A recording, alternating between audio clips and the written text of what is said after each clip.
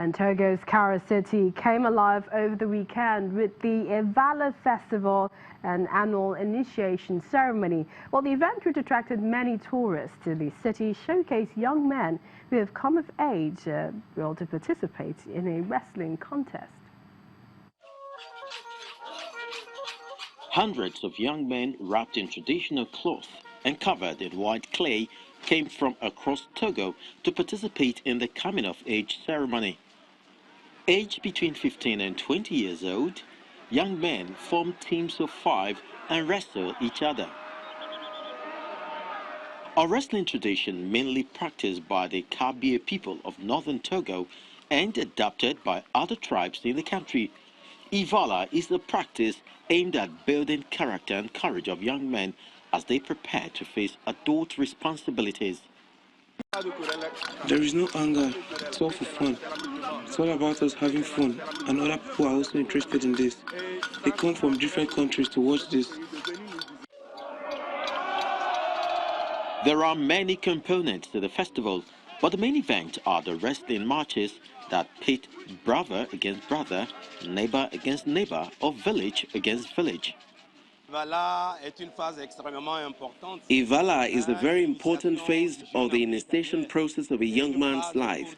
It's an important phase where a young Kabie is initiated and is then ready to face life spiritually, psychologically, and physically.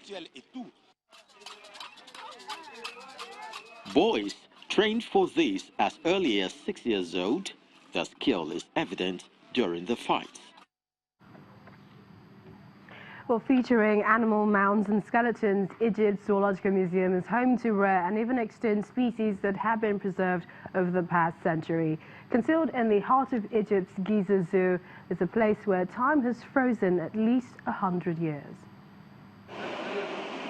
Hundreds of mammals, reptiles, birds and insects are on display at the 3-story museum, which prides itself in being the only museum in the Middle East and Africa to display rare and even extinct animals. Rare animals such as reindeer, Sinai leopard and the Abu Musa bird are housed in the second floor of the building, while the main hall on the first floor is home to preserved skeletal remains of whales, giraffes and apes. Director of Giza Zoo, Mohammed Rugay, says that what gives this museum an edge is that some of the animals preserved in it were animals from the early 20th century. There are parts of the collection that are on display in this museum only and nowhere else. The number of mummified objects in the museum is unmatched in any other museum, whether in Africa or the Arab region or the Middle East.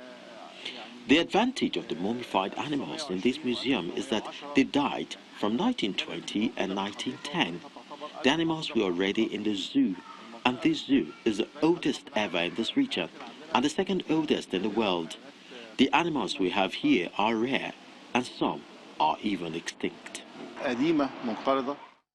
The museum displays an extensive collection of mounts of animals, all kept intact through the delicate and meticulous process of taxidermy. Established in 1906 and beset with problems in past years, including 3 shutdowns in 1962, 1988 and 1998, museum head Susan Kamal says that efforts are being made to ensure that the museum remains in operation. We're still fitting cameras, a sound system for music so that visitors can get lost in the atmosphere around them. We had a museum guide which expired and we're creating another one. We want to create a sound system which explains every detail so that visitors will know what is on display and know the rare animals we have. Also, so that they will know what they are watching.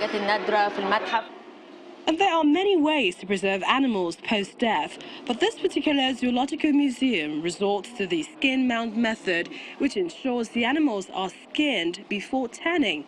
Afterwards, a cast is formed with hard wire to recreate the animals and eventually stuff them with fiber.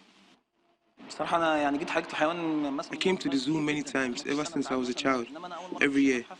But this is the first time that I visited the museum. I was curious about it, seeing it from the outside and almost having no publicity on the importance of what is inside. When I entered, I realized that the museum needs more advertising because of the things inside and the information it provides and the figures inside that you get to see up close, whether mammals, animals. This could be beneficial to the children in schools.